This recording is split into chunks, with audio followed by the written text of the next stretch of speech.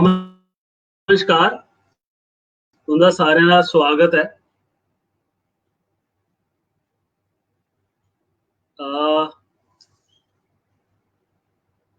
मैं सोचा 2-3 मिनट और वेट करी लैने सो दैट कुछ और भी लोग ज्वाइन कर लैन।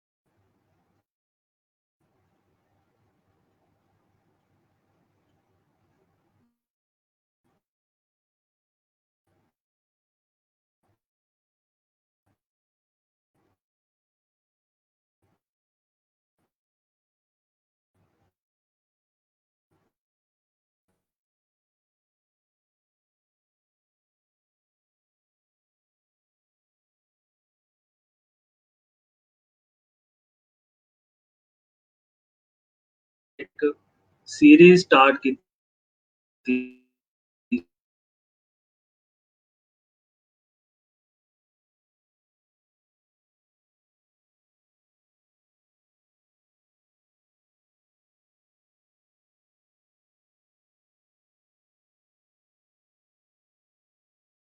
सानू दसणगे कि कि'यां अस अपनी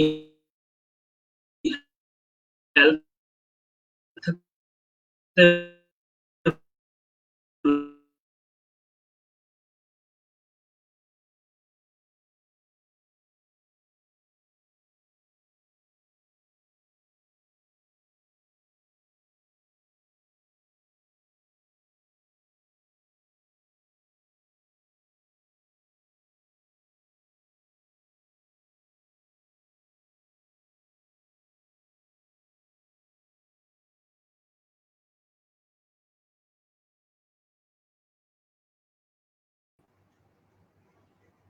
अठारह तरीक साढ़े कन्नै जुड़नगे करन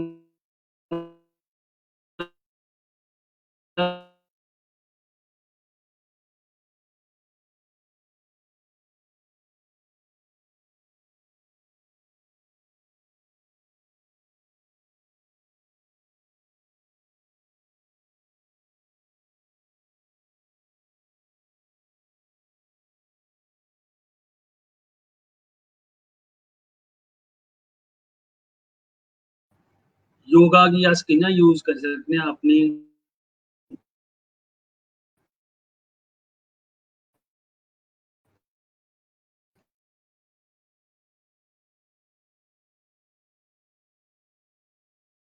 मेंटल फिजिकल ते अज्ज साढ़े कन्नै जुड़ा दे न डॉक्टर विकास पाथा। नमस्कार विकास जी।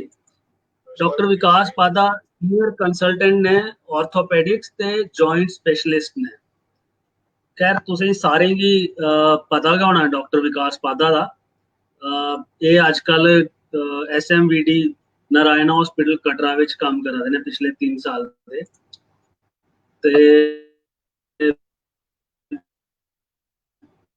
जब मैं बसोली विच और ओहदे बाद गवर्नमेंट मेडिकल और बाद काफ़ी अच्छे प्रीमियर इंस्टीट्यूट्स विच हिमाचल प्रदेश विच JP ग्रुप ऑफ हॉस्पिटल्स विच काम कीता। फिर ओहदे बाद हून नारायणा विच काम करा दे ने पिछले 3 साल दे। ये साड़ी मोबिलिटी बड़ी घटी गेदी है, मूवमेंट घटी गेदी है, खासकर साढ़े सीनियर सिटीजन्स गी जेह्ड़े घर रौह्ने पवा दा है, कुदै बाहर नहीं जा सकदे ने सैर करने वास्ते। ते एक लेमैन दी लैंग्वेज विच विकास जी तुस सानू अज्ज दस्सो कि कि'यां अस अपने जॉइंट्स दा, कि'यां अपनी बोन्स दा, कि'यां अपने सीनियर सिटीजन्स दा ध्यान रखी सकने आं कि ओह् इस time which pandemic they time which जिसले अंदर डकोए दे न, बाहर नहीं जाई सकदे न ते उसले ਉਹ ਆਪਣਾ ਧਿਆਨ ਰੱਖੀ ਸਕਣ, ਆਪਣੀ ਸਿਹਤ ਦਾ, ਆਪਣੇ ਜੁਆਇੰਟਸ ਤੇ ਹੱਡੀਆਂ ਦਾ ਧਿਆਨ ਰੱਖ ਇੱਕ ਨॉर्मल कॉमन आसिफ ने रिक्वेस्ट करके कि वो सानू दसन कि कि'यां अस चीज दा करी सकने हैं। बड़ा बड़ा धन्यवाद मुकेश जी। नमस्कार विकास जी। मैं माता वैष्णो देवी की धरती कटरा दे नेड़े त्रिकुटा पहाड़ियां तो सारे नमस्कार, जय माता दी। एक सारे को पहले मैं मुबारकबाद देगा वॉइस ऑफ डोगरास की तुसे सारे कि तुसे एक बड़ी अच्छी सीरीज के बारे में सोचा, हेल्थ एंड वेलनेस सीरीज के बारे में संवाद। तो आजकल जो लॉकडाउन का पीरियड है, कोरोना वायरस का पीरियड है, ये जो संवाद बड़े जरूरी हुए हैं। मैं कोशिश करूँगा क्योंकि मेरा जो ब्रांच है बोन्स के जॉइंट्स से रिलेटेड है, तो मैं हेल्थ ते वेलनेस जी बोन्स के जॉइंट्स की है ਉਹਦੇ ਬਾਰੇ ਚ ਥੋੜਾ ਕੋਸ਼ਿਸ਼ ਕਰਦਾ ਆਮ ਭਾਸ਼ਾ ਚ ਦੱਸਣੇ ਦੀ। ਤੇ ਜਿਹੜੀ ਤੁਸੀਂ ਗੱਲ ਕੀਤੀ ਬਜ਼ੁਰਗਾਂ ਦਾ ਖਾਸ ਖਿਆਲ ਰੱਖੇ, ਉਹ ਵੀ ਇੱਕ ਐਸਪੈਕਟ ਹੈ लेगा। तो सबको नमस्कार। तो हेल्थ एंड वेलनेस की सीरीज जो हम स्टार्ट कर रहे हैं, हम बोन्स एंड जॉइंट्स की हेल्थ से स्टार्ट करेंगे, हेल्थ एंड वेलनेस। तो हेल्थ क्या है? सबसे पहले हेल्थ जो है, जो एक डेफिनेशन है हेल्थ की, health is a state of physical, mental, social and spiritual wellbeing. इसमें जो WHO की डेफिनेशन है, उसमें इसके बड़े एस्पेक्ट्स हैं, जिसमें एक स्पिरिचुअल एस्पेक्ट भी है, फिजिकल भी है, मेंटल भी है और सोशल भी है। तो ये सारे, और health is not just absence of disease और इन्फर्मिटी।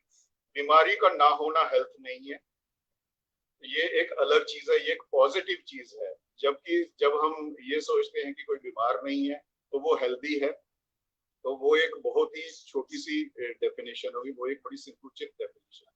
तो हेल्थ एक पॉजिटिव चीज है, एक positive state of physical, mental, social and spiritual wellbeing है। तो जो बोन्स एंड जॉइंट्स की हेल्थ आती है वो फिजिकल एस्पेक्ट में आती है। तो जो बोन्स और जॉइंट्स हैं हमारे, तो वो हम किसके लिए रिस्पॉन्सिबल है? हमारी मोबिलिटी के लिए रिस्पॉन्सिबल है। आज के टाइम में जब हमारी मूवमेंट्स रिस्ट्रिक्टेड है, हमारी मोबिलिटी रिस्ट्रिक्टेड है, हमें भी वैल्यू पता चल रही होगी कि हमारे लिए चलना कितना जरूरी है। चलना, जो बॉडी है, शरीर है हमारा, वो एक मशीन की तरह है। मशीन चलती रहेगी तो मशीन ठीक रहेगी। जब मशीन नहीं चलती तो उसमें जंग लग जाती है और वो प्रॉपरली नहीं चल पाती। तो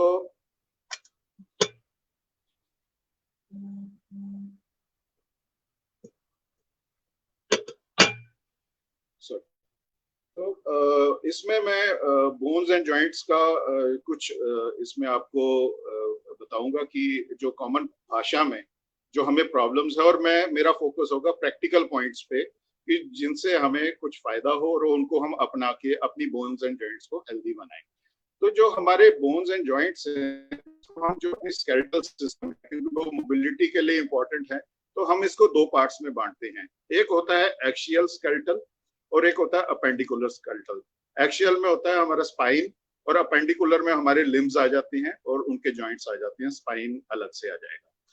तो बोन्स एंड जॉइंट्स को हेल्दी रखने का मैं सबसे पहले ये बताऊंगा कि हम किस तरीके से इनको हेल्दी जनरल तरीके से कैसे रख सकते हैं।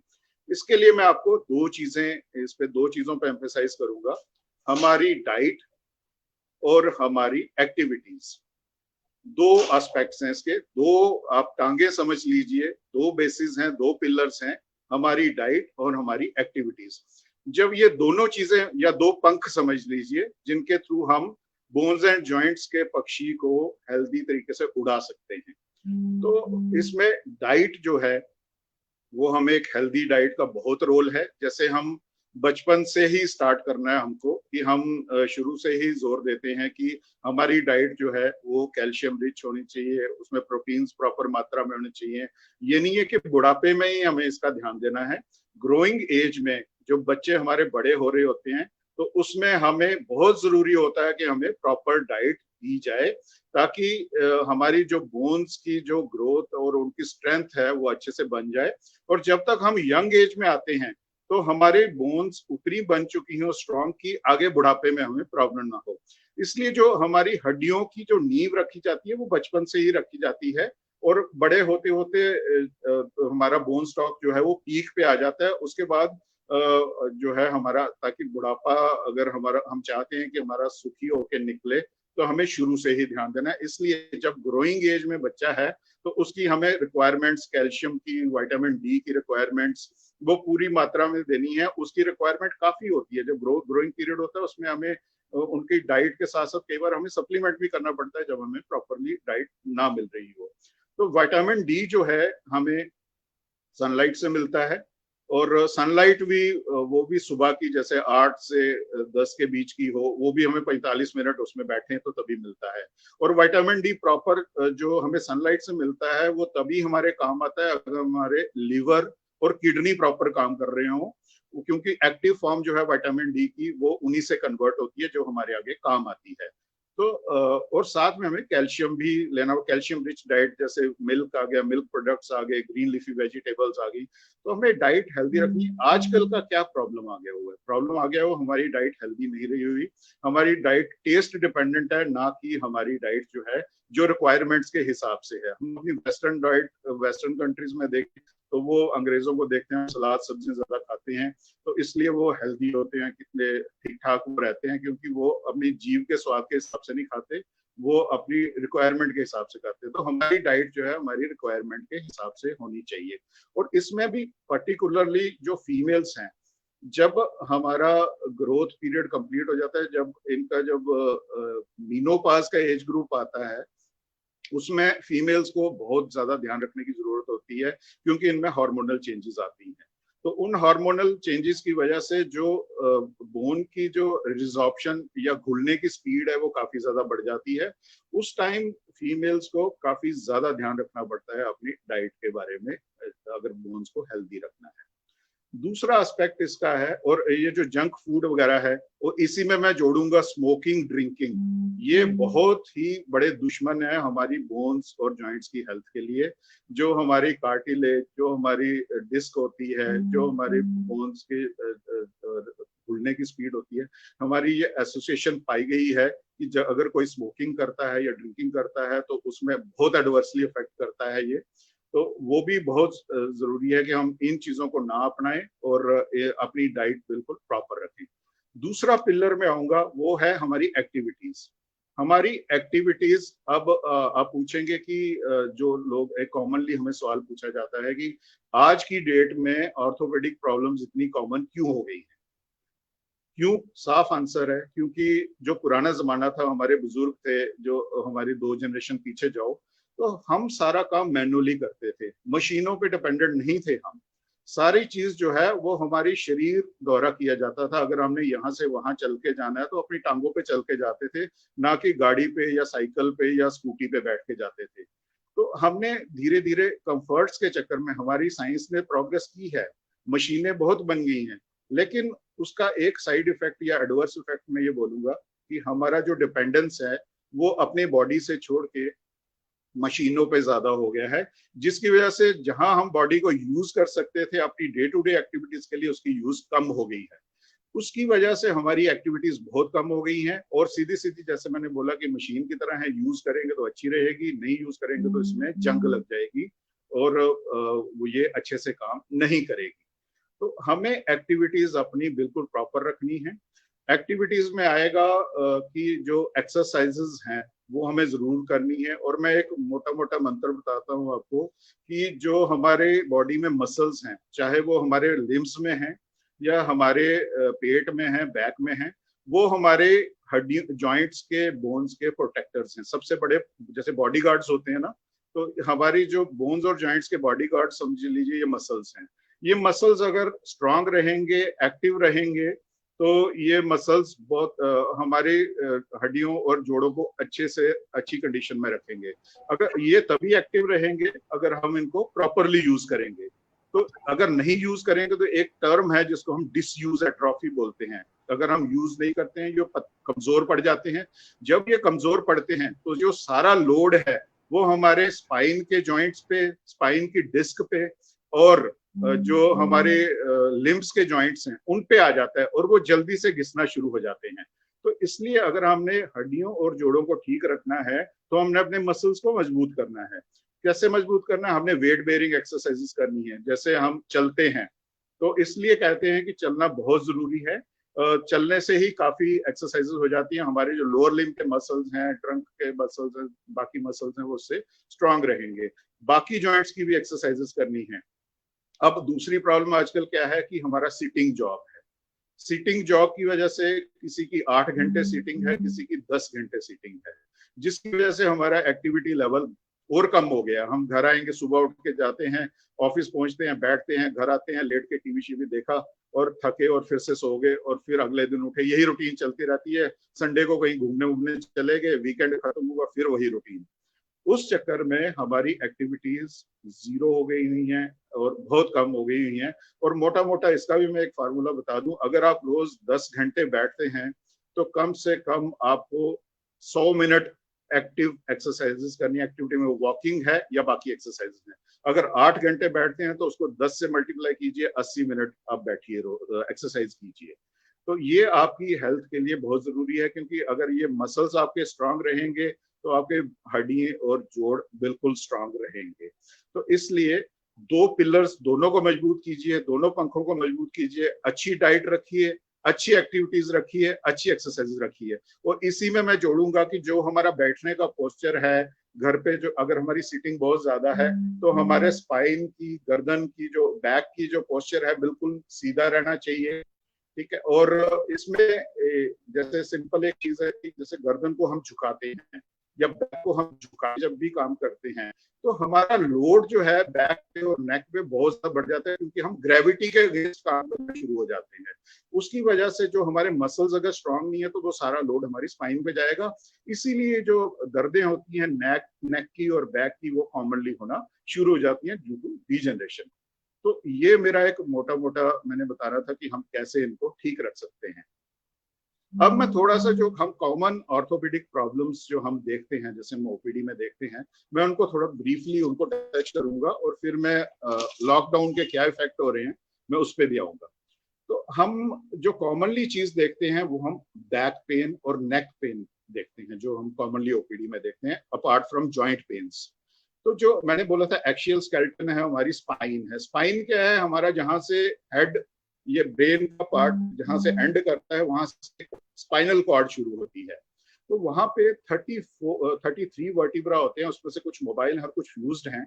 वो वर्टिब्रा एक चेन बनाते हैं जिनको हम स्पाइनल कैनाल स्पाइन बोलते हैं जिसको हम। तो उसमें क्या होता है कि एक इस तरह का स्ट्रक्चर होता है जिसमें ये वर्टिब्रा है, ये वर्टिब्रा है, बीच में इनके कुशन होता है डिस्क, और पीछे इनके बीच में जॉइंट्स होते हैं।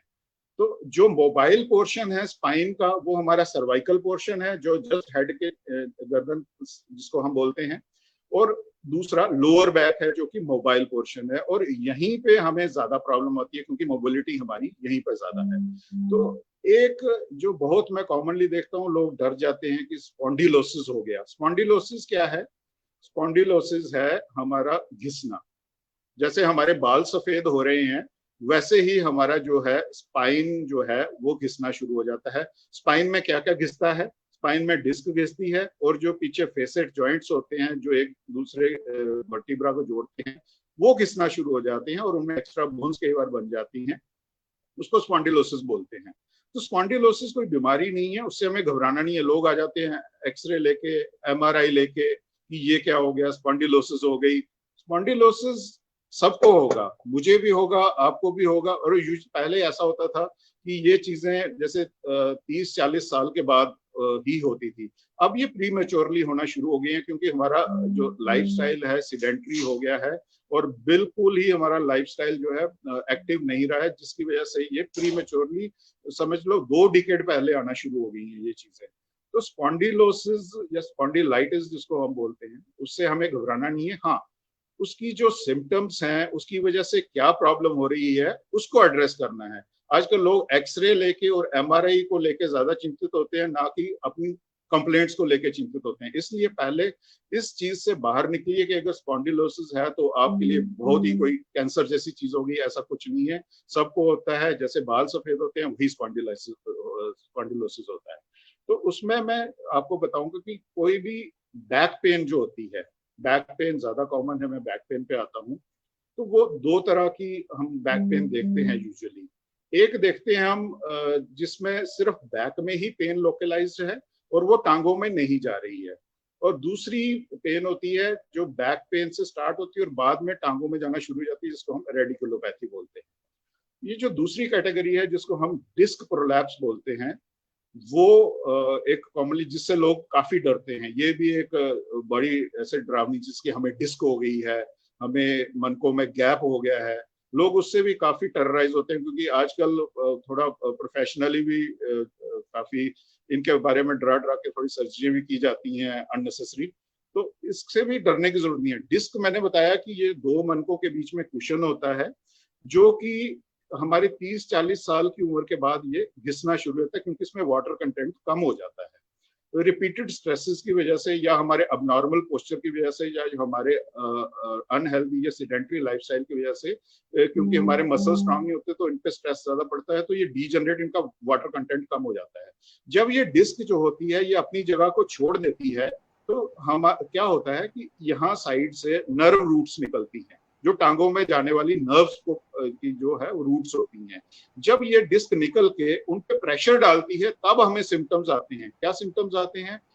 टिंगलिंग सेंसेशन, जो करंट जैसा दौड़ता है टांगों में, और जो सुनापन आ जाता है, दर्द जो है ऐसे बोलता है कि करंट हो गया या टांग उठाई नहीं जा रही। हाँ, इसका सीरियस प्रॉब्लम तब होती है जब इस प्रेशर की वजह से, डिस्क के प्रेशर की वजह से हमारी टांगों में वीकनेस हो, जैसे हम फुट को ऊपर ना कर पाए, अंगूठे को, पांव के अंगूठे को ऊपर ना कर पाए, या हमारा लॉस ऑफ सेंसेशन हो जाए। और इससे भी बड़ी सीरियस चीज होती है जब बहुत ज्यादा डिस्क इकट्ठी बाहर आ जाती है अपनी जगह से, तो ये क्या करती है कि बाउल ब्लैडर कंट्रोल, पेशाब पे और लेटरिन पे हमारा कंट्रोल नहीं रहता। वो एक इमरजेंसी होती है जिसमें एक सर्जरी करनी पड़ती है। अदरवाइज 90% केसेस में, मोर देन 90% केसेस में क्या होता है, 10 में से 9 केसेस में मैं बता रहा हूँ कि ये जो डिस्क है अपने आप सिकुड़ जाती है, और ये वापस जब सिकुड़ जाती है तो जो ये नर्व रूट पे प्रेशर डाल रही होती है, तो ये रिलीव, अपने आप रिलीव हो जाता है। तब तक हमें दवाइयों का सहारा लेना होता है इनको कम करने के लिए, इन्फ्लेमेशन को कम करने के लिए। इसके बाद ये अपने आप सेटल हो जाता है। और अगर उसके बाद हम हेल्दी लाइफस्टाइल अपनाते हैं, हम अपना वेट कंट्रोल में रखते हैं, झुकते नहीं हैं, पोस्चर अपना ठीक रखते हैं, प्रॉपर एक्सरसाइजेस करते हैं, तो शर्त है आपको डिस्क की प्रॉब्लम दोबारा कभी हो जाए। तो ये, इससे घबराना नहीं है। सिमिलर प्रॉब्लम हमारे नेक के रीजन में भी हो सकती है, जिसको हम सर्वाइकल स्पॉन्डिलोसिस बोलते हैं। उसमें भी रेडिकुलोपैथी, बाजुओं में दर्द जाएगी, बाजुओं में वीकनेस होगी, टिंगलिंग सेंसेशन होगी, और इसमें जो है सेंसेशन, जो लॉस ऑफ सेंसेशन हो सकता है, करंट दौड़ता है, हमें लगता है, कभी उंगलियों में लगता है, कभी कंधे पे लगता है, और कभी कभी पीछे लगता है हमें स्कैपुलर रीजन में। ये सारा सर्वाइकल से रिलेटेड ही होता है। उसमें भी डिस्क की इन्वॉल्वमेंट हो सकती है, फेसेट जॉइंट की इन्वॉल्वमेंट, डिस्क की वजह से नर्व रूट पे प्रेशर हो सकता है। हाँ, सर्वाइकल स्पाइन में एक ध्यान आपको रखना है कि जब कभी मैसिव डिस्क प्रोलैप्स हो जाए, तो ये क्या करता है कि ये डिस्क जो है हमारी स्पाइनल कॉर्ड पे जब प्रेशर डालती है यहाँ से, तो क्या होता है कि एक सीरियस कंडीशन होती है वो, जिसमें हमें बैलेंस की प्रॉब्लम आ सकती है, बहुत ज्यादा लॉस हो सकता है, मोटर लॉस, सेंसरी लॉस हो सकता है। उस स्टेट पे जाके हमें कई बार सर्जरी करानी पड़ती है। और अगर इंडिकेटेड है सर्जरी तो कोई डरने की जरूरत नहीं है, आप आराम से कराइए। आजकल मिनिमली इन्वेजिव टेक्निक्स हैं जिनसे हम अच्छे से सर्जरी कर सकते हैं और अच्छे रिजल्ट्स दे सकते हैं, और अच्छे रिजल्ट्स हमें मिल भी रहे हैं। लेकिन सर्जरी तभी करवाइए अगर जरूरत पड़े, क्योंकि उनकी इंडिकेशंस हैं। एक डिस्क का एमआरआई में आ जाना ये मतलब नहीं है कि आपको ऑपरेशन कराना है, जो आजकल लोगों के दिमाग में भर दिया जाता है। आप कमर्शियलाइजेशन कह लीजिए या मैल प्रैक्टिस कह लीजिए कुछ लोगों द्वारा, जिन्होंने हमारे प्रोफेशन को बदनाम किया है। ज्यादातर केसेस में ये अपने आप ठीक हो जाती है, नॉन ऑपरेटिव तरीके से ठीक हो जाती है। हाँ, जब ये ऐसी स्टेज पे पहुंच जाए कि आपको नॉन ऑपरेटिव तरीके से फर्क नहीं पड़ रहा है और प्रोग्रेस करती जा रही है, फिर हमें सर्जिकल इंटरवेंशन भी करनी पड़ती है इनको प्रेशर को कम करने के लिए, या जब हमारा बहुत ज्यादा डिस्क जगदम निकल जाए तो उसको निकालने के लिए। तो ये हमारा स्पॉन्डिलोसिस है। उसमें आपको मोटा मोटा, अगर आप अपना वेट कंट्रोल में रखते हैं, आप पूरी तरह से एक्सरसाइजेस रेगुलरली करते हैं और अपना पोस्चर ठीक रखते हैं, ना कमर को झुकाते हैं ना गर्दन को झुकाते हैं, तो आपको कभी प्रॉब्लम नहीं आएगी। यही मैं जोड़ूंगा, लॉकडाउन जब से बढ़ा है तो लोगों ने इंटरनेट का यूज ज्यादा कर दिया और ज्यादातर लोग अपने स्मार्टफोन में इसको यूज करते हैं, जिसको हम एक स्मार्टफोन सिंड्रोम बोलते हैं। उसमें हम गर्दन में दर्द ज्यादा कॉमनली होता है। उसमें मेन जो कल्प्रिट जो पकड़े जाते हैं वो हमारी गर्दन का दर्द और हमारा जो अंगूठा होता है, अंगूठा का जोड़, जो हम टेक्स्ट करते हैं, जिसको टेक्स्ट नेक सिंड्रोम भी बोलते हैं।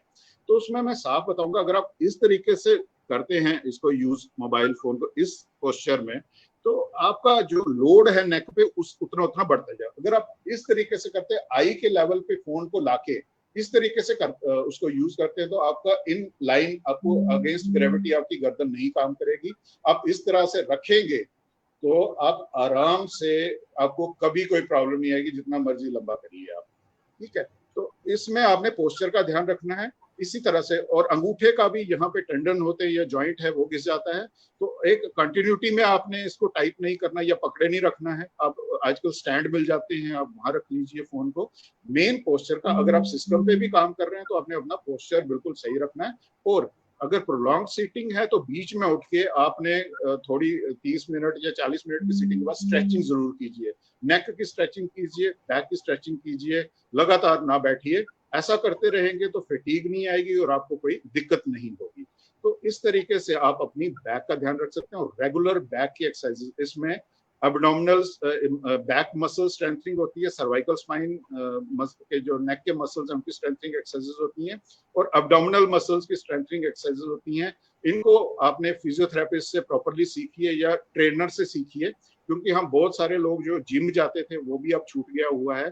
जो हम एक्सरसाइजेस प्रॉपर तरीके से घर पे कर सकते हैं उनको करिए, और विदाउट गाइडेंस ना करिए, यूट्यूब पे देख के ना करिए, वो काउंटर प्रोडक्टिव हो सकती है। आप अपने फिजियोथेरेपिस्ट को कांटेक्ट कीजिए। अगर आपको वीडियो कॉल से सिखा सकते हैं या कुछ होम विजिट कर सकते हैं, खासकर बुजुर्गों के लिए, तो आप उस तरीके से करिए। इस तरीके से हम अपने बैक का, नेक का और पीठ का खास ध्यान रख सकते हैं। और ये दिमाग से निकाल दीजिए कि कभी आपको कमर दर्द और नेक की दर्द हो गई है तो कभी जिंदगी में ठीक नहीं हो सकती। ये बिल्कुल ठीक होती है, बिल्कुल प्रॉपर तरीके से ठीक होती है। बस आपको प्रॉपर ट्रीटमेंट लेना और डरना नहीं है। जो फोबिया और ये जो डर डाले हुए हैं ये निकाल दीजिए, वो ज्यादा बड़ी प्रॉब्लम है नेक और बैक पेन से। तो ये बिल्कुल आप हेल्दी तरीके से जी सकते हैं। और मोटापा बिल्कुल उससे दूर रखिए, आप बिल्कुल ठीक रहेंगे, आपको कमर में कभी दर्द नहीं होगी। अब बात आएगी हमारी अपेंडिकुलर स्केलेटन, जिसको हम अपने जॉइंट्स हैं अपर और लोअर लिम्स के, जिनमें कॉमन प्रॉब्लम जिसको बोलूंगा मैं आर्थराइटिस। आर्थराइटिस क्या है? जो हमारे जोड़ हैं, जहाँ पे दो हड्डियां हमारी जुड़ती हैं, जैसे हमारा नी जॉइंट है, वहां पे हमारी फीमर और टिबिया जुड़ती है, तो उसको हम एक जॉइंट बोलेंगे। और जहाँ जो एंड्स हैं वहां पे एक प्रोटेक्टिव कवर होती है जिसको हम कार्टिलेज बोलते हैं, तो उसको डैमेज हो जाता है। आर्थर होता है जॉइंट, आइटिस होता है उसकी सूजन। तो ये दो तरह की आर्थराइटिस होती है। आर्थराइटिस भी एक मिसनोमर यूज किया जाता है कि जो लोग सोचते हैं आर्थराइटिस हो गया वो सोचते हैं गठिया हो गया। गठिया होता है रूमेटॉइड आर्थराइटिस, वो एक अग्रेसिव फॉर्म है आर्थराइटिस की। और दूसरी टाइप की आर्थराइटिस होती है डीजनरेटिव आर्थराइटिस, जो एज के साथ होती है। जैसे बाल सफेद होते हैं, जैसे स्पाइन में मैंने आपको बताया स्पॉन्डिलोसिस होती है, वैसी ही जोड़ों में डीजनरेटिव आर्थराइटिस होती है, जो कॉमनली होती है गोडों में, नीज में, हिप जॉइंट में, ये अंगूठे वाले जॉइंट में, और ये स्पाइन के जॉइंट्स में होती है, जो एज के साथ होती है। तो ये भी उम्र के साथ हो जाती है, इससे भी घबराने की जरूरत नहीं। अगर इसके सिम्टम्स हैं तब आपको दिक्कत आएगी। हम सबको ये उम्र के साथ, जैसे बाल सफेद होने हैं तो ये भी होना ही होना है, ये कोई प्रॉब्लम नहीं है जिसको डीजनरेटिव डिसऑर्डर्स बोलेंगे। तो इसमें जिस पे ध्यान देना हमने, जो यंग एज ग्रुप में होती है, जैसे फीमेल्स में होती है, वो गठिया या रूमेटॉइड आर्थराइटिस होती है, जो कि एक अग्रेसिव फॉर्म ऑफ आर्थराइटिस है, जिसको हमें डिटेक्ट करना जरूरी है। ये यूजुअली 28-30 साल की उम्र की फीमेल्स में होती है, जिनमें क्या होता है कि मल्टीपल जॉइंट्स जो है इन्वॉल्व होते हैं। जैसे हाथों के जॉइंट्स होते हैं, उनमें सूजन आ जाती है, स्टिफनेस आ जाती है, और गोडे वगैरह इन्वॉल्व हो जाते हैं। तो इसमें हमें इसको डिटेक्ट करना है जल्दी, क्योंकि एक ऑटोइम्यून डिसऑर्डर होता है। ऑटोइम्यून डिसऑर्डर क्या होता है कि इसमें यूजुअली क्या होता है कि जैसे हमें कोई इन्फेक्शन होता है तो हमारी बॉडी में एक डिफेंस सिस्टम होता है, जिसको हम बोलते हैं, जैसे एंटीबॉडीज जनरेट होती हैं, आपने सुना होगा। तो इसमें ऑटो एंटीबॉडीज बन जाती हैं। जैसे आप हमारे देश की रक्षा के लिए फौजी होते हैं, डिफेंस हमारे पर्सनल होते हैं, और वो तभी एक्टिव होते हैं जब कोई टेररिस्ट आता है तो उसका एनकाउंटर करते हैं। तो ऐसे ही क्या होता है कि अगर हमारे फौजी हमारे ही लोगों को मारना शुरू कर दें, एक ऐसा उसमें कम्युनिकेशन गैप आ जाए, वो उन्हीं को टेररिस्ट समझना शुरू हो जाए और उन अपने ही लोगों का डैमेज करना शुरू हो जाए, इसको हम ऑटो इम्यून डिसऑर्डर बोलते हैं। तो जो हमारे अपने ही जॉइंट की सरफेसेस के जो होते हैं, उन्हीं के अगेंस्ट हमारी एंटीबॉडीज बनना शुरू होती है, जिससे ये डिस्ट्रक्शन करते हैं। अगर हम इसको अर्ली स्टेज पे ना पकड़ पाए, क्योंकि आजकल मार्कर्स हैं, अगर हमें सिम्टम्स हो रहे हैं, मार्कर से हम जल्दी डिटेक्ट कर सकते हैं इनको। जैसे एंटी-सीसीपी एंटीबॉडी मार्कर है, उसका हम टेस्ट कराएं तो हमें बड़ी जल्दी, रोमेटॉइड फैक्टर है, उससे पता चल सकता है कि ये हमें बीमारी हो गई है। तो डिजीज मॉडिफाइंग ड्रग्स हम शुरू करके टाइम पे जो इनकी वजह से डैमेज हो सकता है फ्यूचर में, हम उसको बचा सकते हैं। तो ये गठिया आर्थराइटिस के जब भी कभी लक्षण लगे तो हमें इमीडिएट डॉक्टर को दिखाना चाहिए और हमें इसका ट्रीटमेंट शुरू करना चाहिए। हाँ, जड़ से ये खत्म नहीं हो सकता, बीच में ये बिल्कुल खत्म भी हो जाता है और फिर रिलैप्स हो सकता है, लेकिन कुछ ना कुछ मेडिसिन, जैसे बीपी, शुगर, ये शुगर की और हाइपरटेंशन की मेडिसिन चलती रहती हैं, वैसे ही गठिया की मेडिसिन चला के हम इसको कंट्रोल में कर सकते हैं और अपनी नॉर्मल हेल्दी लाइफ जी सकते हैं। और दूसरा आर्थराइटिस डिजेनरेटिव आर्थराइटिस है, जो कार्टिलेज के घिसने के कारण होता है उम्र के साथ। वो भी अगर अर्ली स्टेज में है तो नॉन ऑपरेटिवली आराम से ट्रीट हो जाता है। उसमें भी हमें क्या करना कि जो लोड है जॉइंट्स पे वो कम करने से, गोडों का, नीज का मैं बताता हूँ। अगर आपको अर्ली स्टेज है, 1-2 स्टेज है, तो उसमें अभी शुरुआत ही हुई होती है, तो हम स्ट्रेस कम करते हैं, हम चौकड़ी मारना बंद करने के लिए बोल देते हैं, पैरों के बाहर नहीं बैठना, स्टेयर्स, चढ़ाई उतराई वो ना कीजिए, और बाकी वेट को कम कीजिए, क्योंकि वेट 1 kg वेट कम करने से गोडों, नी जॉइंट पे 4 किलो स्ट्रेस कम पड़ता है। जैसे ही आप, और एक छोटा सा मंत्र बता दूं, अगर आप हल्के फुल्के शरीर के हैं, आपको कभी ऑर्थोपेडिक प्रॉब्लम जिंदगी में नहीं आएगी, अनटिल अनलेस कोई ऑटोइम्यून डिसऑर्डर या कुछ और है। सारे प्रॉब्लम्स की जड़ है मोटापा। अगर आप उसको कंट्रोल में रखते हैं तो आपको बैक में कभी प्रॉब्लम नहीं आएगी, आपके गोडों में कभी प्रॉब्लम नहीं आएगी। अपना शरीर हल्का फुल्का रखिए, जिसको हम बॉडी मास इंडेक्स बोलते हैं। जैसे हाइट के हिसाब से अगर हमारा वेट प्रॉपर है तो हमें कभी दिक्कत नहीं आने वाली, उसको हमने कंट्रोल में रखना है। वेट को कंट्रोल में रखे, और कुछ मेडिसिन हैं जो अगर पेन वगैरह आपको थोड़ी बहुत रहती है तो हम एंटी इंफ्लेमेटरी मेडिसिन देते हैं, और फिजियोथेरेपी के लिए, मसल स्ट्रेंथनिंग के लिए बोलते हैं। तो वो करने से, और कुछ मेडिसिन हैं जो कार्टिलेज को रीजनरेट भी करती हैं, वो सप्लीमेंट्स होते हैं, उनको हम थोड़े लंबे टाइम के लिए अगर दें तो हम आराम से, कार्टिलेज रीजनरेशन के भी हमारे पास स्टडीज हैं कि वो फायदेमंद है। अर्ली स्टेज में हम आराम से आर्थराइटिस को ट्रीट कर लेते हैं, और एडवांस स्टेज अगर निगलेक्ट हो भी जाती है तो जब जॉइंट में टेढ़ापन आ जाता है और पेन आउट ऑफ प्रोपोर्शन हो जाती है, चलने में मुश्किल हो जाती है टेढ़ेपन से, और पूरा जो है उनको चलने में एनर्जी भी ज्यादा लगती है, ग्रेड 4 ऑस्टियोआर्थराइटिस बोलते हैं, उसमें आके हमको जॉइंट रिप्लेसमेंट कई बार करनी पड़ती है। और joint replacement is the most successful surgery and most rewarding surgery. जब वो स्टेज पहुंच जाए तो आंखें बंद करके उसको करवा लेनी चाहिए, उसके बहुत अच्छे रिजल्ट्स हैं, बहुत रिवार्डिंग सर्जरी। पर अननेसेसरी ग्रेड 1, 2, 3 में कराने की जरूरत नहीं है। जब तक ग्रेड 4 नहीं पहुंचता, आपकी डिफॉर्मिटी नहीं आती, आप एडवांस स्टेज पे नहीं पहुंचते, तब तक आप जॉइंट रिप्लेसमेंट सर्जरी ना कराइए, नहीं तो आपको कोई फायदा नहीं लगेगा। तो ये मोटा मोटा मैंने जॉइंट्स के बारे में बताया। अब बीच में मैं थोड़ा सा इशू आपको, जो जैसे गाउट है जिसमें यूरिक एसिड बढ़ती है, तो उसका भी बहुत डर है लोगों को। ये क्रिस्टल आर्थ्रोपैथी होती है, उसका भी ट्रीटमेंट, उसका भी मेडिसिन से ट्रीटमेंट पॉसिबल है। और थोड़ा बाकी में, जैसे लोग हमारे स्पोर्ट्स इंजरीज होती हैं, हमारे यंगस्टर्स हैं, खेलते रहते हैं, उनमें नी की लिगामेंट इंजरीज, शोल्डर की लिगामेंट इंजरीज ये बहुत कॉमन होती है। इनको डायग्नोज करके आजकल अगर नॉन ऑपरेटिवली पॉसिबल हो तो वो भी ठीक है, और ऑपरेटिवली आजकल की होल आर्थ्रोस्कोपिक सर्जरीज होती हैं, उनसे उनको ठीक किया जा सकता है।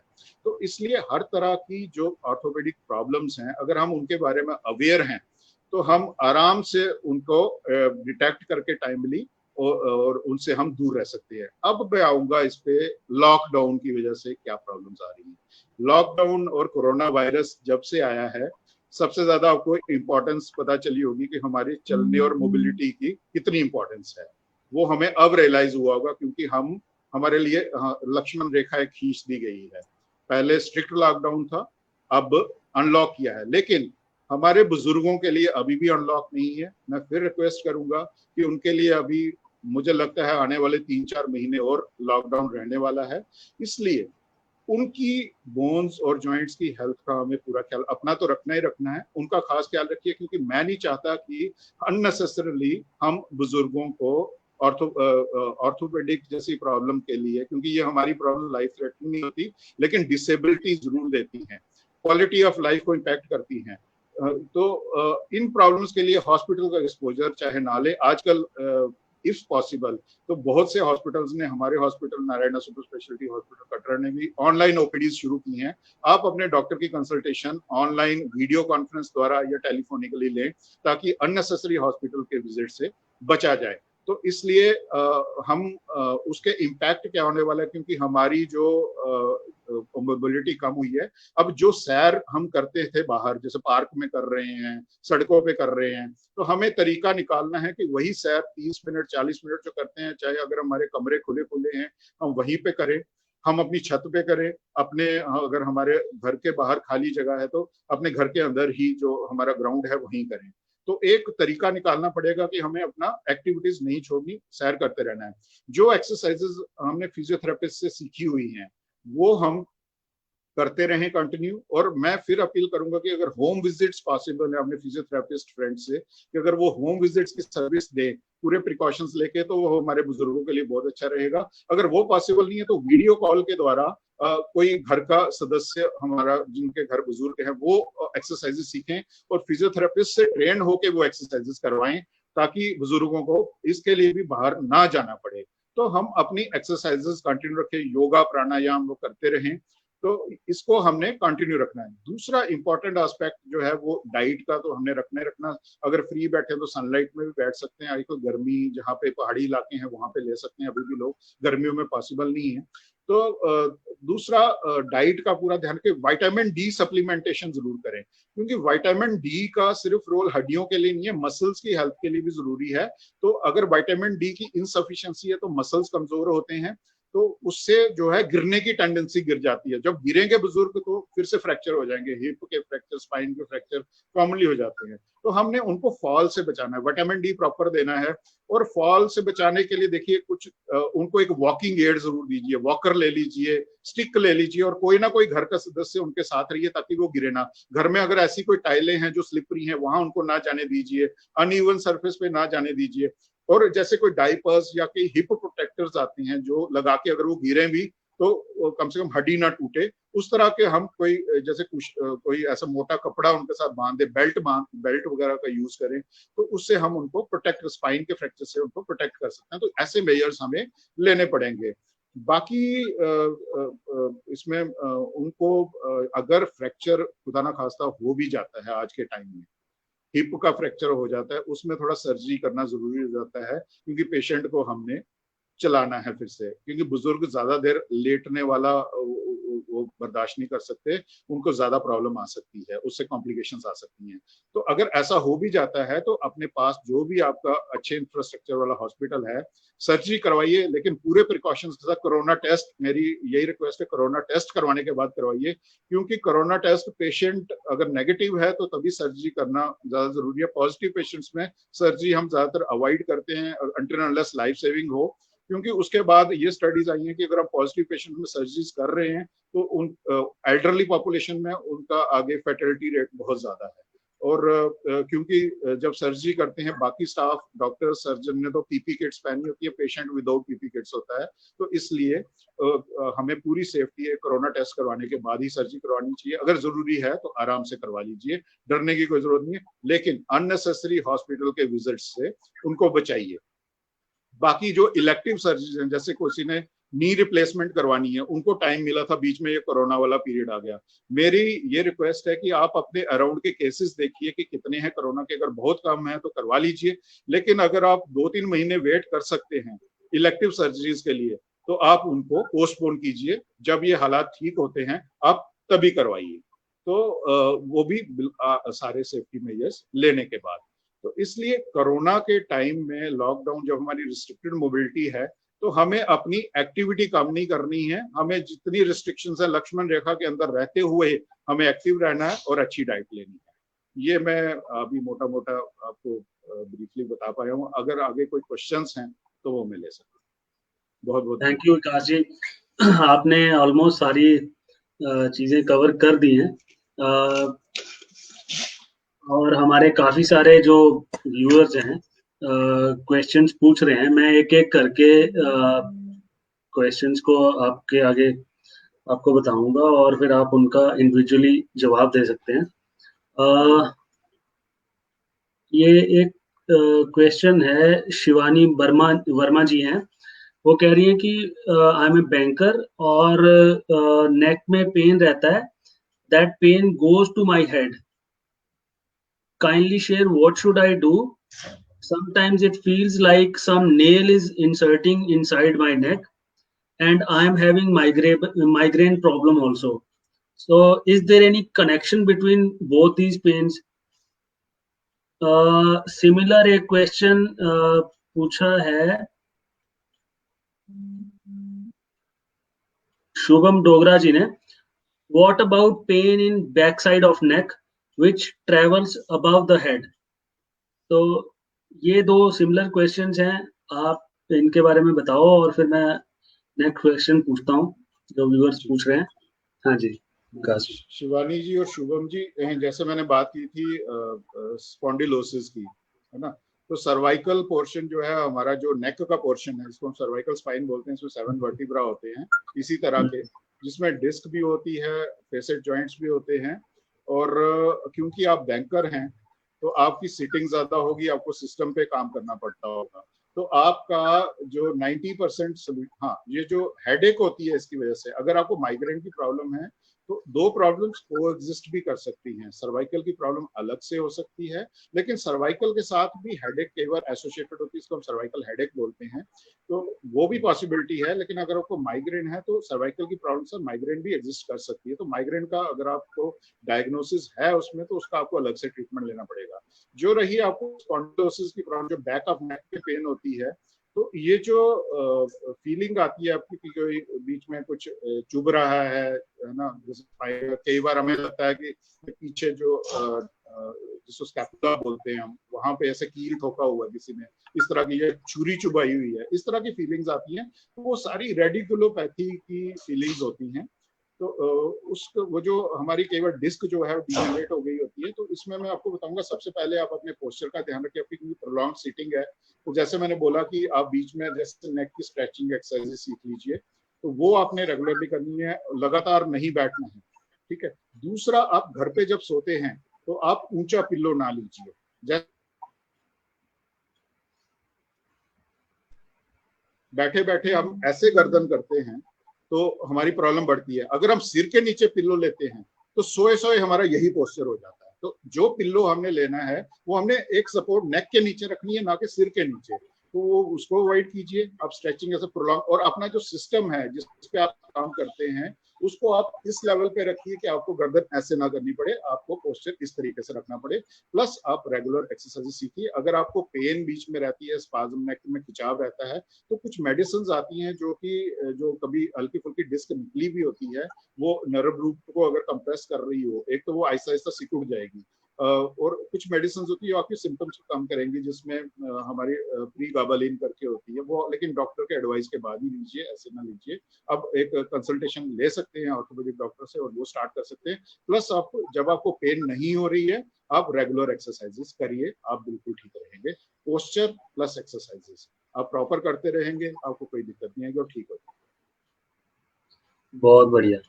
अच्छा, अगला क्वेश्चन साहिल वर्मा जी पूछ रहे हैं, what should be an advice for corporates who are away from sunlight whole day, what should be taken in diet, any nuts fruits you recommend? Corporates क्या है, इसको मोस्टली सारे नॉन, मतलब हम जैसे हम भी हैं, हम भी सुबह 8 बजे अगर घुसते हैं ऑपरेशन थिएटर, तो शाम को निकलेंगे तो सनलाइट तो मिलती नहीं है।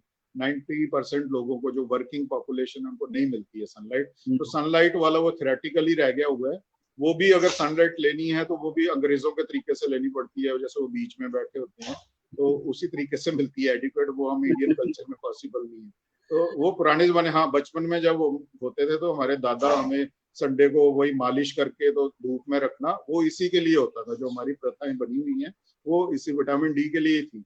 तो इसमें मैं यही एडवाइस करूंगा कि उन चीजों के अलावा हमें विटामिन डी सप्लीमेंट कर लेना चाहिए, और अगर पॉसिबल है तो हमें विटामिन डी के लेवल्स चेक करवा लेने चाहिए, ताकि कितनी डोज लेनी है विटामिन डी की, कई बार बहुत ही कम होती है वो, जैसे जो बिल्कुल मिनिमम उस पे जीरो पे भी आगे होते हैं कई लोग, तो वो हमें इंजेक्टेबल लेना है, ओरल प्रेपरेशंस लेनी है, कितनी लेनी है। ऐसे तो 1000 international unit per day recommended dose है जो हमें विटामिन डी की रोज मिलनी चाहिए, तो वो हमें सप्लीमेंट करनी पड़ेगी।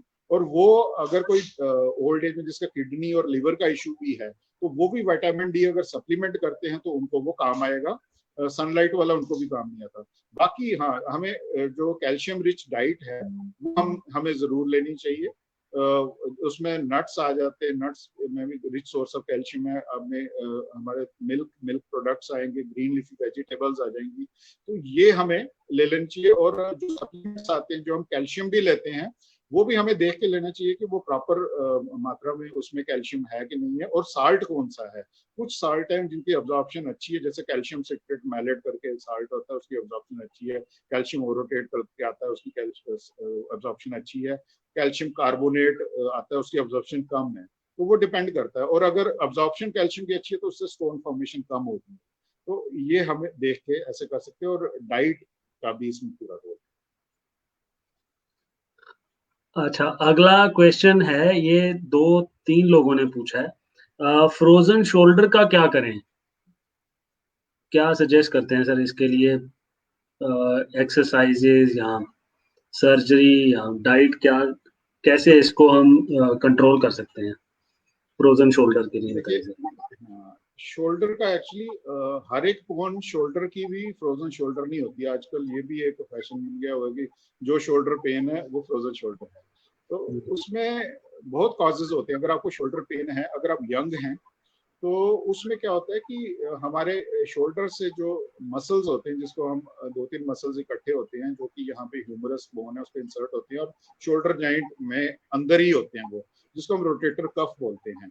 तो कई बार क्या होता है कि रोटेटर कफ का प्रॉब्लम होता है, जिसको रोटेटर कफ का कई बार टेयर होता है, कई बार उनमें सूजन हो जाती है, इसको टेंडिनाइटिस बोलते हैं, टेंडिनोसिस बोलते हैं। तो वो कई बार एक्यूट होती है, क्रॉनिक होती है। कई बार क्या होता है कि वो यहाँ पे हड्डी बढ़ गई होती है शोल्डर जॉइंट में, तो वो जब टेंडन पास करती है तो वो रगड़ खा खा के उसमें सोजिश और डीजनरेशन हो जाती है ना। तो ये अलग अलग कॉज होते हैं। फ्रोजन शोल्डर बाय डेफिनेशन वो चीज है जिसमें पेन, स्टिफनेस और मूवमेंट जो है बिल्कुल खत्म हो जाती है शोल्डर की। ये ज्यादातर क्या होता है, डायबिटीज जिन लोगों को है उसमें कॉमनली देखी जाती है।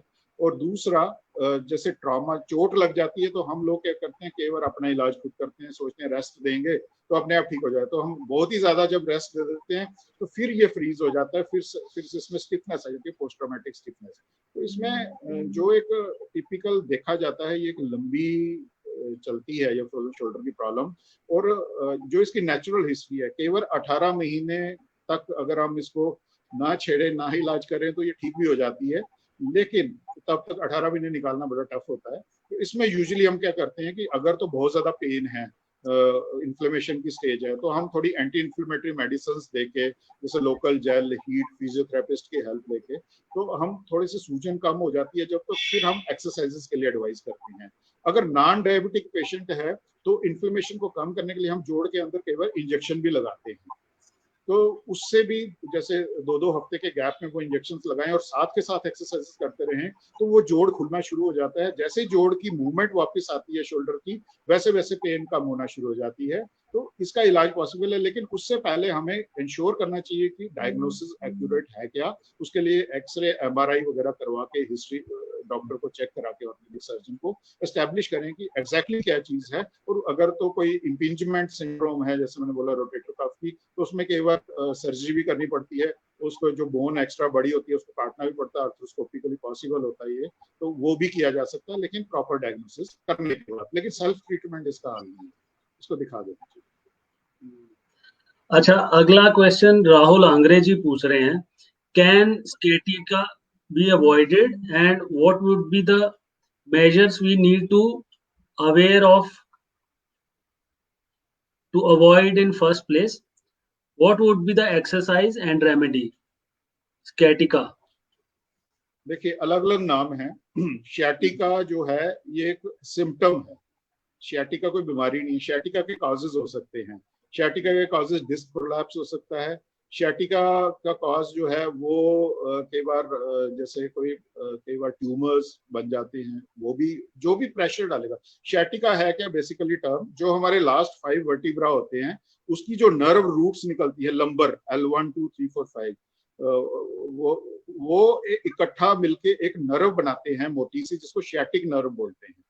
तो जब ये डिस्क निकलती है या कोई और रीजन से जब इन नर्व रूट्स पे प्रेशर पड़ता है, तो वो जो पेन है उसकी वजह से वो पूरी टांग में ट्रेवल करती है। उस सिम्टम को हम शियाटिका बोलते हैं, जिसके अलग अलग कॉजेज हो सकते हैं। अगर उसका कॉज डिस्क प्रोलैप्स है, तो मैं बता चुका हूं कि डिस्क प्रोलैप्स 90% केसेस में, 9 आउट ऑफ 10 केसेस में धीरे धीरे खुद सेटल हो जाता है, क्योंकि जो डिस्क अपनी जगह से निकली होती है वो सिकुड़ के वापस जब आ जाती है, तो वो नर्व रूट्स पे जो प्रेशर पड़ रहा होता है उसको धीरे धीरे कम कर देते। तब तक हमें थोड़ा मेडिसिन का उसमें सहारा लेना पड़ता है। तो इसको अवॉइड करने के लिए मैंने साफ जैसे बैक पेन के टाइम बताया है कि आपको पोस्चर बिल्कुल ठीक रखना है, you have to remain active. आपने झुक के कोई काम नहीं करना। जैसे ही आप झुकेंगे, और अवॉइड स्मोकिंग, अवॉइड ड्रिंकिंग, क्योंकि जो स्मोकिंग करते हैं उनकी डिस्क डीजनरेशन, डिस्क का जो वाटर कंटेंट बहुत जल्दी कम होता है और उसमें बहुत कॉमन है। तो a healthy diet, healthy posture, उसमें आप बिल्कुल सीधा होकर बैठिए, वेट ना बढ़ने दीजिए, अवॉइड ओबेसिटी, और झुक के काम नहीं करने। आपने कोई भी चीज नीचे से उठानी है, बैठ के उठाइए, आपको कभी लाइफ में प्रॉब्लम नहीं आएगी। और जब ये पेन खत्म हो जाती है, जब आप प्रॉपरली ट्रीटमेंट ले लेते हैं, तो आप प्रॉपर बैक की abdominal strengthening exercise, back muscle strengthening exercises और अब्डोमिनल स्ट्रेंथनिंग मसल एक्सरसाइजेस सोते हुए 15-20 मिनट करिए, सुबह उठते हुए 15-20 मिनट करिए। इसकी रूटीन बनाएंगे, कभी आपको ये शियाटिका डिस्क की प्रॉब्लम कभी तंग नहीं करेगी लाइफ में। अच्छा, राहुल आंग्रे जी एक और क्वेश्चन पूछ रहे हैं, is over walking exercising harmful for knees? इसमें मैं भी ऐड करूंगा, हमें हार्ड सरफेसेस पे अगर रन करते हैं तो क्या सच में लॉन्ग टर्म में इम्पैक्ट आता है उसका नीज पे? हमें जैसे सपोज मैं I go for a run on the road, तो क्या वो हार्मफुल है लॉन्ग रन में, कि अवॉइड करना चाहिए, या it is just miss normal? मैं एक चीज बताऊंगा आपको। एक सिंपल सा रूल रखना आपने याद, कि जब भी आप कोई वर्कआउट या एक्सर्शन करते हैं, तो आपके लिए एक लेवल होगा जिस तक आप कंफर्टेबल रहेंगे। वो आप जब उस लेवल को एक्सीड करेंगे, आपको बॉडी अपने आप को सिग्नल देगी कि नहीं यहाँ रुक जाओ, तो वहां आपने रुक जाना है। आपने दूसरे के साथ कंपेयर नहीं करना कि वो 5 किलोमीटर दौड़ता है तो मैंने भी 5 किलोमीटर दौड़ना है। तो वो आपने एक अपना एक लेवल सेट करके रखना है, क्योंकि ऐसे जो स्टडीज आई हैं उसके हिसाब से 30 मिनट की वॉकिंग और दो आप 2 घंटे की वॉकिंग में उन्होंने कुछ स्टडीज आई हैं, कुछ ज्यादा फर्क नहीं पड़ता है, एक जैसा ही रिजल्ट देते हैं, है ना। ब्रिस्क वॉकिंग कीजिए। सरफेस का जहां तक है, स्लांटिंग सरफेस जरूर अवॉइड करिए आप। हार्ड सॉफ्ट सरफेस का नहीं है इसमें। स्लांटिंग सरफेस जब होगी, जैसे स्टेयर्स हैं या आप ट्रेडमिल ऐसे इस तरीके स्लांटिंग में अगर दौड़ रहे हैं, तो वो आपकी नीज पे ज्यादा स्ट्रेस डालेगी और उससे उसका वेयर एंड टेयर ज्यादा हो जाएगा। तो आपको एक लेवल तक ही वर्कआउट करना है, जिससे आपकी बॉडी जो है मतलब एक लिमिट में जितनी उसको जरूरत है एक्सरसाइज की उतनी करिए। ओवर एक्सेस ऑफ, मैं इसमें भी वर्ड यूज करूंगा, excess of everything is bad, that includes exercises. अच्छा, थैंक यू सर। अच्छा, इसमें एक और क्वेश्चन आया है, सर मेरा बेटा 8 साल का है, वो तो हमेशा लेट कर टीवी देखता रहता है, कोई एक्सरसाइज इसके लिए बताएं। मैं ऐड करूंगा इसमें कि बच्चों को तो हम बता नहीं सकते कि पोस्चर क्या है, फोन देखते हुए उसको फेस के बराबर रखना है। तो आप क्या सजेस्ट करते हैं? और इस कोरोना लॉकडाउन के टाइम में स्क्रीन टाइम तो हर एक घर में बच्चों का बढ़ ही गया है, क्योंकि कुछ कह भी नहीं सकते, स्कूल बंद हैं, बाहर तो ज्यादा जा नहीं सकते, और स्पेशली बड़े शहरों में जहाँ पे फ्लैट्स में लोग रह रहे हैं, ना तो कोर्टयार्ड है ना छत है। तो बच्चों के लिए आप क्या रेकमेंड करोगे सर? देखो, बच्चों के लिए प्रिकॉशंस तो सबके लिए, सारे एज ग्रुप के लिए सेम ही है। तो जो हमें पोस्चर का वो हमें डिसिप्लिन के साथ उनको टोकना पड़ेगा। लेट लोग के टीम में वो बच्चे क्या बड़ों का भी यही है कि थक के आते हैं, जब घर पहुंचेंगे तो ऐसे ही किसी पोस्चर में। देखिए एक सिंपल चीज याद रखिए, जब आपने बैठना है तो आप प्रॉपर बैठिए, जब लेटना है तो पूरा लेटिए। ये जो बीच वाला होता है ना ग्रे की थोड़ा लेट लिया थोड़ा बैठ लिया, वो वाली चीजें बंद कर दीजिए। तो आपको ये छोटी छोटी एक्टिविटीज हैं जो कि बहुत कंट्रीब्यूट करती हैं ऑर्थोपेडिक प्रॉब्लम्स में। तो इन चीजों को आप स्ट्रिक्टली मना कीजिए। लेट टीवी देखना, टीवी बंद कर दीजिए। थोड़ा सा डिसिप्लिन इसमें आपको थोड़ा सा होना पड़ेगा, थोड़ा रूखा उसको मना करना पड़ेगा। बाकी स्क्रीन टाइम देखिए आजकल ऑनलाइन क्लासेस और पे कोई आ रहे हैं स्कूल से, तो वो तो हम अवॉइड नहीं कर सकते। हाँ थोड़ा धीरे धीरे उनको टोक सकते हैं कि हाँ इसको ऐसे रखिए। खुद भी अगर हम रखेंगे तो बच्चे भी सीख के वो करना शुरू कर देंगे। और इसके लिए मैं ये बताऊंगा कि जो ऑफलाइन उनको अगर आप बिजी रख सकते हैं घर में विदाउट मोबाइल, जैसे बाकी कोई गेम्स हैं कुछ हैं तो बुक्स हैं कॉमिक्स हैं, अगर उन पे आप उनको थोड़ा उनको अट्रैक्ट कर सकते हैं तो मुझे लगता है कि ये आपकी प्रॉब्लम काफी हद तक हल हो जाएगी। और बाकी उनका क्योंकि आउटडोर गेम्स नहीं हो रही हैं, आप कैल्शियम और विटामिन डी की सप्लीमेंटेशन कीजिए उनकी, क्योंकि ग्रोथ पीरियड है, इसमें हमें कैल्शियम और विटामिन डी और प्रोटीन्स प्रॉपर मात्रा में चाहिए उनकी ग्रोथ के। अच्छा सर, विकास जी लास्ट क्वेश्चन है नी रिप्लेसमेंट के रिलेटेड। इनको एक डॉक्टर ने सजेस्ट किया कि सर्जरी करवा लीजिए और दूसरे डॉक्टर ने बोला है कि सर्जरी नहीं करवाइए।